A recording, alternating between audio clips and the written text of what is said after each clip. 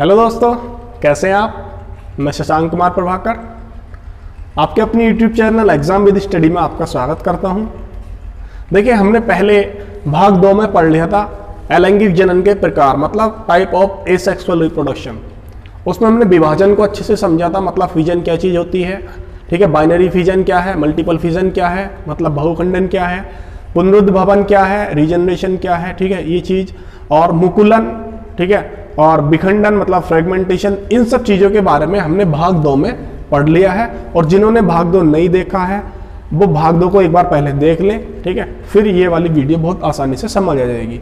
और हम last video में पढ़ रहे थे कि बीजाणु जनन क्या होता है, स्पोर फॉर्मेशन क्या होता है, ये हमारा रह गया था अभी, ठीक है। आइए जानते हैं बीजाणु जनन क्या होता है। देखिए, बीजाणु जनन, स्पोर फॉर्मेशन, ये मैंने बता दिया था, वैसे आपको मैंने मुंह से ही चीजें बोली थी, आपने नोट करी होंगी कि जब जीव के अंदर कुछ विशेष प्रकार की कोशिकाओं का निर्माण होता है तो उन्हें हम बीजाणु कहते हैं।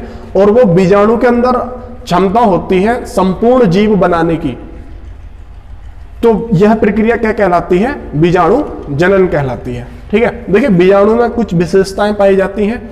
प्रतिकूल परिस्थिति में भी जिंदा रह सकते हैं बीजाणु, बहुत इंपॉर्टेंट बात है। बीजाणु जो है प्रतिकूल परिस्थिति में अपने आप को जीवित रखेंगे, और जब उनकी अनुकूल स्थिति आ जाएगी उसके बाद वो बीजाणु जो है संपूर्ण जीव बना सकते हैं। उनके अंदर क्षमता होती है संपूर्ण जीव बनाने की। ओके, आगे बीजाणु आया। बीजाणु के कुछ टाइप्स हैं, जैसे चल बीजाणु और अचल बीजाणु को हम यहाँ पे देखने वाले हैं। देखिए, चल बीजाणु क्या है, ये बीजाणु एक स्थान से दूसरे स्थान पर जा सकते हैं, मतलब ये मूवमेंट को फॉलो कर सकते हैं। और अचल बीजाणु क्या है, ये गति नहीं कर सकते। इन्हें हम बोलते हैं जूस्पोर और इन्हें बोलते हैं हम एप्लेनोस्पोर। देखिए, अब इनके कुछ एग्जाम्पल हैं, बहुत अच्छे से जानते हैं, उदाहरण, इनके उदाहरण को देखते हैं। आपकी एनसीईआरटी में दिया हुआ होगा, आप देखिए एक डायग्राम बनाया हुआ है क्लेमाइडोमोनास का। ये क्लेमाइडोमोनास जूस्पोर का उदाहरण है। देखिए,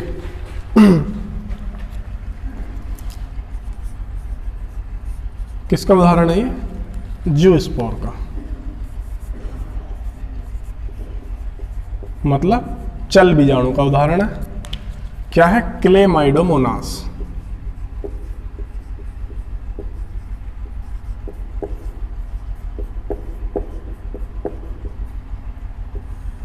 क्लेमाइडोमोनास, देखिए बहुत इंपॉर्टेंट उदाहरण है। उदाहरणों को ज़्यादा याद रखना, आपको उदाहरण ज़्यादा पूछे जाएंगे। कुछ इस टाइप का स्ट्रक्चर है, देखिए आपके एनसीईआरटी बुक में दिया हुआ है। इस तरीके से एक डायग्राम बना हुआ है क्लेमाइडोमोनास का।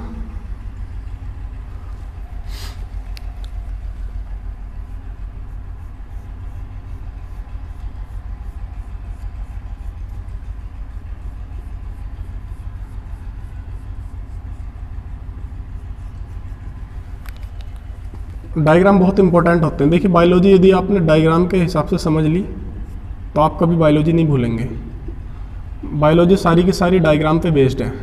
आपको डायग्राम अच्छे से आने चाहिए। कुछ इस तरीके का डायग्राम आपको देखने को मिलेगा आपकी एनसीईआरटी बुक में।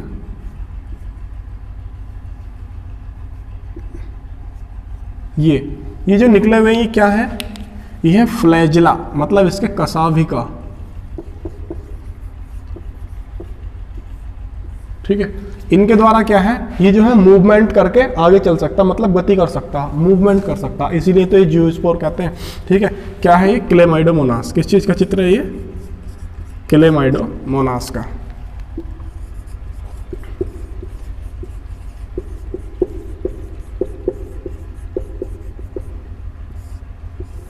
ओके, देखिए अब हमारा जो दूसरा उदाहरण है एचल बीजाणु का। एचल बीजाणु, इसका बहुत इंपॉर्टेंट उदाहरण है पेनिसिलियम। क्या है, पेनिसिलियम।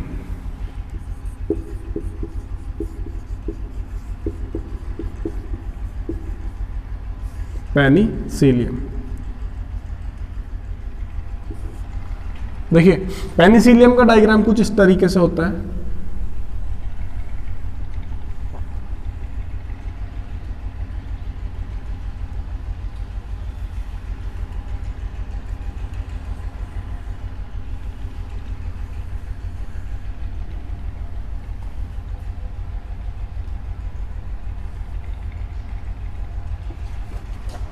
और ये इसके ऊपर क्या होते हैं, कोनिडिया होते हैं, एचएल बीजाणु होते हैं। पेनिसिलियम में इसे क्या बोलते हैं, कोनिडिया बोलते हैं।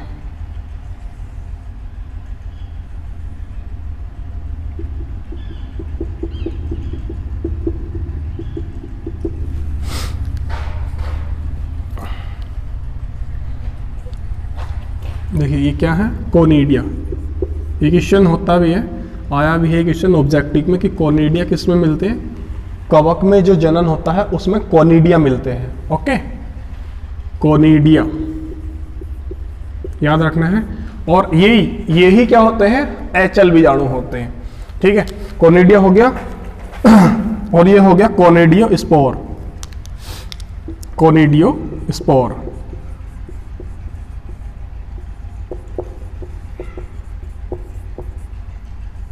कोनिडियो स्पोर। ठीक है, पेनिसिलियम, कोनिडियो स्पोर। क्या है पेनिसिलियम, पेनिसिलियम एक कवक है, याद रखना। और ये कवक बहुत इंपॉर्टेंट है हमारे लिए, बहुत इंपॉर्टेंट। और ये क्या है, हरित शैवाल है। क्या है, हरित शैवाल। देखिए पेनिसिलियम, पेनिसिलियम के बारे में कुछ इंपॉर्टेंट बातें हैं। पेनिसिलियम एक ऐसा कवक है जिसकी एक जाति है नोटेटम, मतलब पेनिसिलियम नोटेटम के द्वारा हमारी जो सबसे पहली एंटीबायोटिक थी, प्रतिजैविक थी, जिसका नाम क्या था, पेनिसिलिन। उस पेनिसिलिन की खोज करी थी अलेक्जेंडर फ्लेमिंग ने। किसके द्वारा, पेनिसिलियम की नोटेटम जाति के द्वारा अलेक्जेंडर ने किसकी खोज करी थी, पेनिसिलिन की, जो हमारी पहली प्रतिजैविक है, एंटीबायोटिक है। और कब करी थी, द्वितीय विश्व युद्ध के दौरान करी थी, और वो भी उनसे गलती से हो गई थी। ठीक है, तो पेनिसिलियम के बारे में कुछ ये बातें आपको याद रखनी है। क्लेमाइडोमोनास हमारा हो गया है। और आगे हम देखते हैं, हमारा जो अगला टॉपिक आ रहा है वो है हमारा कायिक प्रवर्धन। कायिक प्रवर्धन को कायिक जनन भी कहा जाता है। देखिए जो ये कायिक जनन है, ये पहले अलग हिस्सा हुआ करता था जनन का।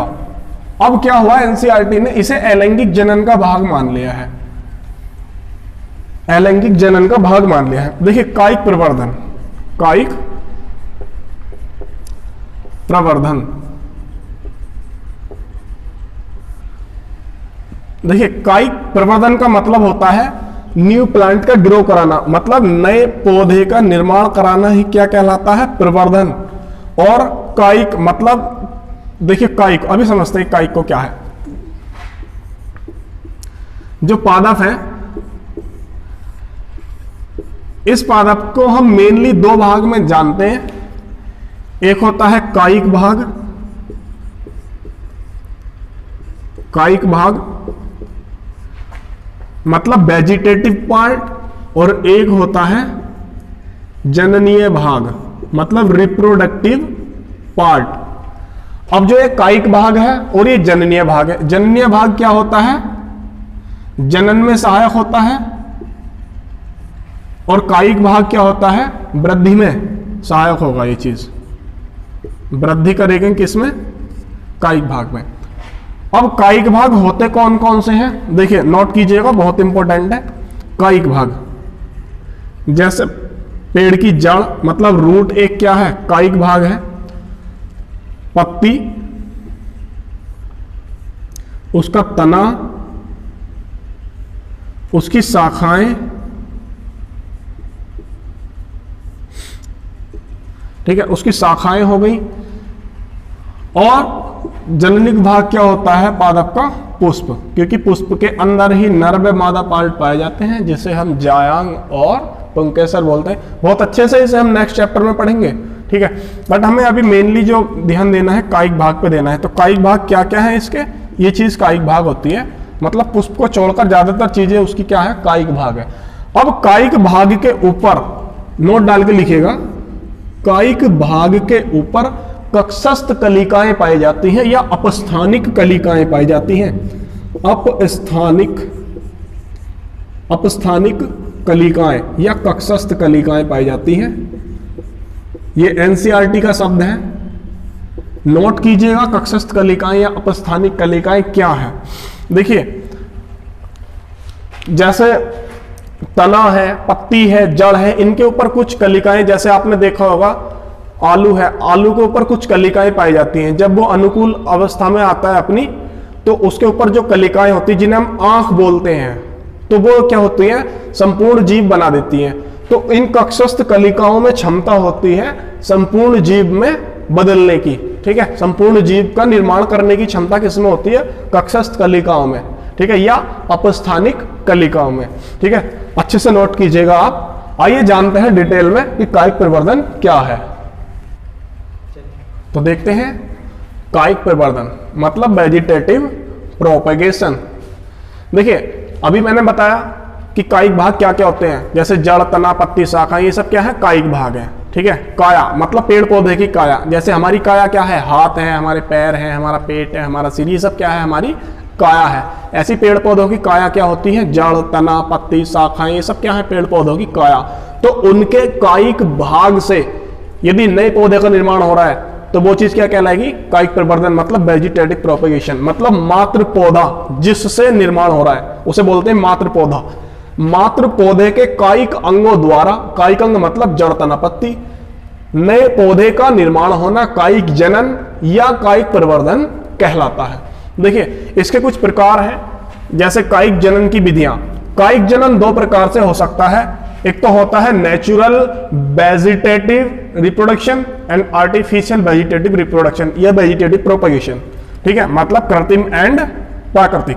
अब प्राकृतिक में क्या होगा, इसमें जो है स्वतः ही जनन होगा, और कृत्रिम में क्या होगा, मतलब मनुष्य के द्वारा इसमें कराया जा सकता है, ठीक है। प्राकृतिक कायिक जनन, इसमें पौधे का अंग स्वतः ही अलग होकर जनन करता है। इसके कुछ मुख्य भाग हैं, जैसे तने के द्वारा, जड़ के द्वारा एंड पत्ती के द्वारा।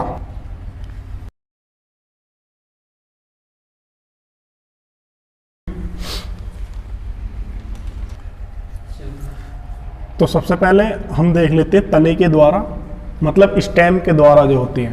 देखिए स्टेम के द्वारा भी काफी अलग अलग प्रकार की हैं, जैसे अंडरग्राउंड स्टेम मतलब भूमिगत तने के द्वारा होता है, सब एरियल स्टेम मतलब अर्धवायवीय तना, और एरियल स्टेम मतलब वायवीय तना।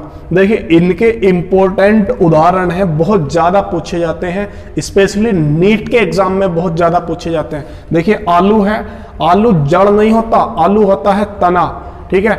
अब एक पूछा गया था स्वीट पोटैटो, 2018 के नीट एग्जाम में पूछा गया था कि स्वीट पोटैटो क्या है, तो स्वीट पोटैटो तना नहीं है, स्वीट पोटैटो एक रूट का पार्ट होता है, उसे हम आगे देखने वाले हैं। देखिए इनका एग्जाम्पल है ट्यूबर, मतलब जो कंद होता है वो आलू होता है, आलू के ऊपर इस प्रकार से कुछ कक्षस्थ कलिकाएं निकली हुई होती हैं, और जब तुम देखोगे अपने घर में भी जब आलू रखा रहता है तो बहुत पुराना जब हो जाता है आलू, तो उसे जब अनुकूल उसकी परिस्थिति मिलती है तो उसके हिसाब से जब वो अपस्थानिक कलिका होती है तो वो डेवलप होने लग जाती है। यदि आप उस स्थान को अलग करके भी कहीं जमीन में लगा दो तो वो एक नया पौधा बना लेती है, ठीक है। आगे हमारा आता है प्रकंद मतलब राइजोम, बहुत इंपॉर्टेंट उदाहरण है इसका हल्दी और अदरक। एनसीईआरटी में अदरक के बारे में बताया गया है, जैसे राइजोम। देखिए अदरक में जो है छोटे छोटे सर्कुलर टाइप की नोड एंड इंटरनोड पाई जाती हैं। देखिए नोड जान लेते हैं, नोड और इंटरनोड क्या है। देखिए मान लीजिए ये कोई पार्ट है, अब यहां से जैसे तुमने देखा होगा अरबी होती है, अरबी कुछ इस तरीके से होती है, तो उसके ऊपर तुमने देखा होगा कुछ नोड्स पाई जाती हैं, जैसे मतलब इस टाइप से कुछ सर्कुलर नोड पाई जाती हैं उसके ऊपर, देखा होगा तुमने, या पिक्चर में बहुत क्लियर देख सकते हैं, इस टाइप की कुछ नोड पाई जाएंगी ये अरबी में, ठीक है। अब ये जो होती है इसे बोलते हैं हम नोड, ये जितनी भी है ये नोड है। अब इनके जो बीच का स्पेस है ये, इसे बोलते हैं हम इंटरनोड। क्या बोलते हैं? इंटरनोड, याद रखना, ठीक है। इंटरनोड और नोड क्या है, ठीक है।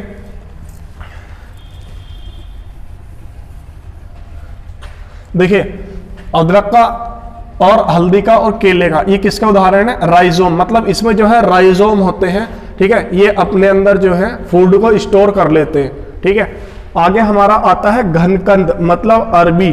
ठीक है, बहुत इंपॉर्टेंट उदाहरण है, सीबीएसई बोर्ड वाले भी देखें, कोलोकेसिया। ठीक है, ये पूछा गया है, इसमें जो है नोड और इंटरनोड प्रेजेंट होती हैं घनकंद में। जिमीकंद भी इसी का उदाहरण है। सलकंद मतलब बल्ब, लहसुन और प्याज मतलब गार्लिक। ठीक है, शुकर मतलब अंतः भूविस्तारी, जैसे गुलदावड़ी एंड पुदीना। ठीक है, पुदीना आपने देखा होगा, पुदीना का जो स्टेम होता है वो अंदर अंदर चलता है, भूमि के अंदर अंदर चलता है, और बाद में क्या होता है, जो उसका प्लांट होता है वो बाद में निकल आता है। जैसे ये भूमि के अंदर अंदर चल रहा है, तो यहां से ये प्लांट निकल के आ जाता है, अंदर अंदर चलता रहता है, और बाहर उसके जो प्लांट्स है वो बाहर निकलता रहता है। आगे हमारा आता है दूसरा भाग, अर्धवायवीय तना। अर्धवायवीय तने का सबसे पहला है ऊपरी भूस्तारी मतलब रनर। देखिए दूब घास देखी होगी आपने, इसमें क्या होता है, मतलब इस तरीके से चलेगी। ठीक है, यहां से कहीं को भी फैलती है ये। अब इसमें क्या होगा, यहां पे ये चीज पाई जाती है। यदि हमने इसे यहां से काट के अलग कर दिया तो, और यदि कहीं अलग, ये अलग जाके भी क्या हो जाती है, एक नए प्लांट्स में कन्वर्ट हो जाती है। मतलब दूब घास किसका उदाहरण है, ऊपरी भूस्तारी का, मतलब चलता रहता है और आगे से फिर से ऊपर को प्लांट्स उग के आ जाता है। आगे आता है स्टेलोन मतलब भूस्तारी, स्ट्रॉबेरी और वैलिस्नेरिया। आगे आता है भूस्तारी का मतलब जलकुंभी या पिस्टिया। देखिए स्टेलोन का क्या होता है, स्टेलोन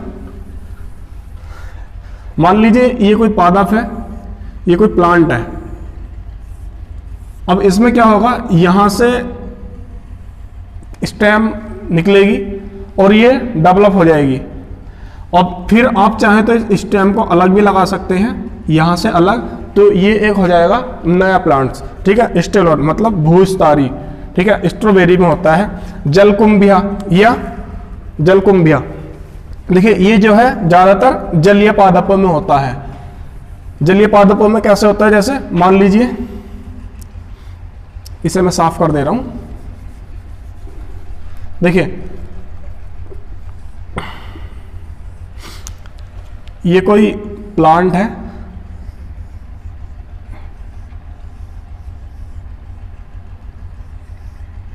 इसकी कुछ लीव निकली हुई हैं। अब ये क्या होगा, ये जो इसका स्टेम है ये अंदर अंदर जाएगा, पानी में प्रेजेंट होती है चीजें।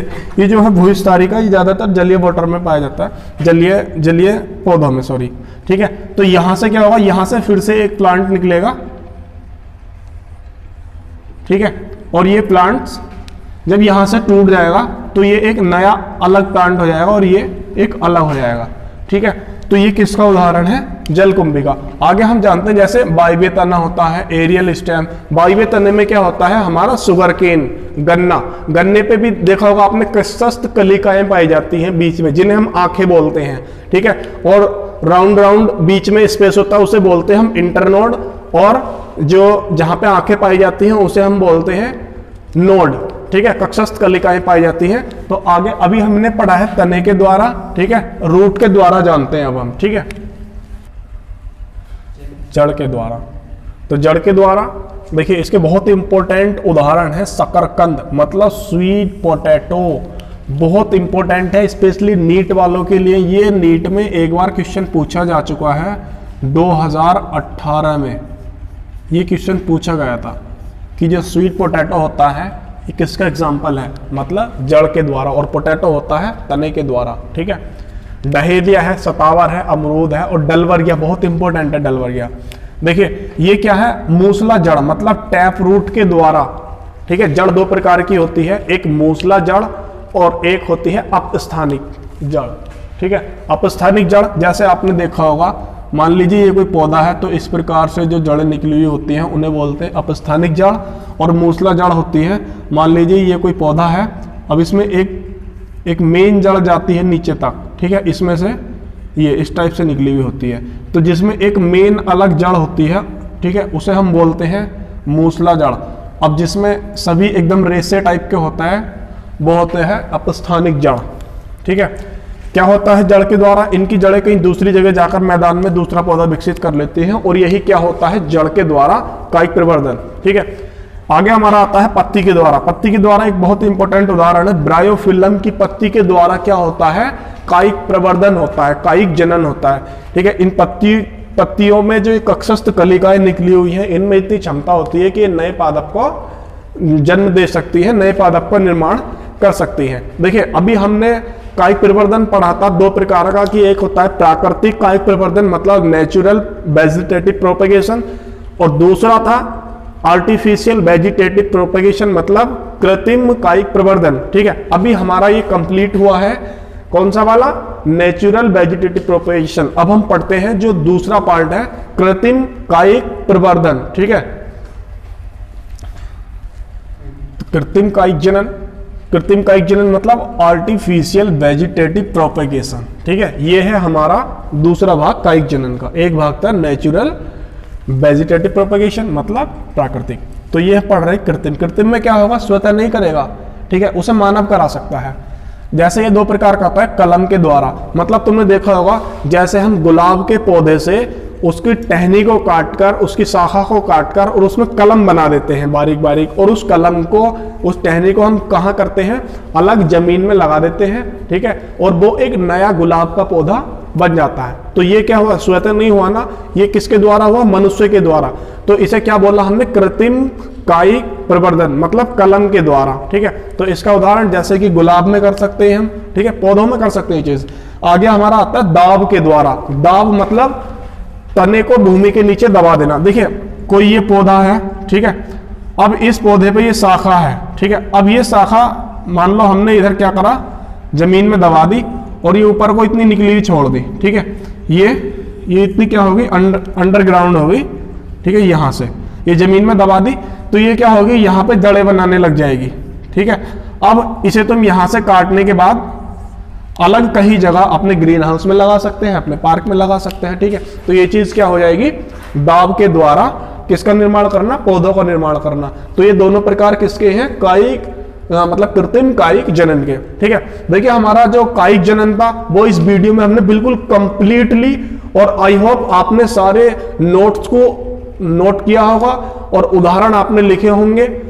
बहुत इंपॉर्टेंट उदाहरण थे इसमें, और हमने बीजाणु जनन भी कंप्लीट कर लिया है। ठीक है, देखिए अगली वाली वीडियो में हम बहुत इंपॉर्टेंट चीज पढ़ने वाले हैं, वेट कीजिएगा उसका, क्योंकि जो हम आगे पढ़ेंगे, अब हम पढ़ेंगे लैंगिक जनन, और लैंगिक जनन बहुत ज्यादा इंपॉर्टेंट है आपके लिए, क्योंकि इससे आगे जो चैप्टर नंबर 2 आने वाला है और चैप्टर नंबर 3 आने वाला है, कुछ लिंक जुड़े हुए हैं इस टॉपिक से जो अगले चैप्टरों में हमारे काम आएंगे। बहुत ज्यादा जरूरी है उसे समझना। यदि वो चीज आपने समझ ली तो आपका दूसरा चैप्टर और तीसरा चैप्टर बहुत आसान हो जाएगा। ठीक है, देखिए अब मैं आपसे कुछ क्वेश्चन पूछता हूं जो आज हमने पढ़ा। ठीक है, पहला क्वेश्चन है आपके लिए कि जो चल बीजाणु होते हैं, चल बीजाणुओं का मैंने एक उदाहरण बताया था आपको, चल बीजाणु, उसका आपको उदाहरण आप कमेंट सेक्शन में बता के ही जाइएगा। ठीक है, दूसरा क्वेश्चन है हमारा जो पत्ती के द्वारा कायिक प्रवर्धन होता है, ठीक है, वो किस में होता है? उदाहरण आप कमेंट सेक्शन में दीजिए, मैं आपके कमेंट्स को डेली रीड करता हूं। बहुत अच्छा आप रेस्पॉन्स कर रहे हैं, बहुत अच्छा आप मुझे सपोर्ट कर रहे हैं। ठीक है, और आपका तीसरा क्वेश्चन है हमारा शकरकंद और आलू किसके उदाहरण है? ठीक है, मतलब पोटैटो एंड स्वीट पोटैटो किसके एग्जाम्पल है, ये भी आप कमेंट सेक्शन में बताइएगा। ठीक है, ओके दोस्तों, यदि वीडियो आपको अच्छा लगा हो तो आप इसे लाइक कीजिए, सब्सक्राइब कीजिए एंड ज्यादा से ज्यादा स्टूडेंट्स को ये शेयर कीजिए। Okay, thank you.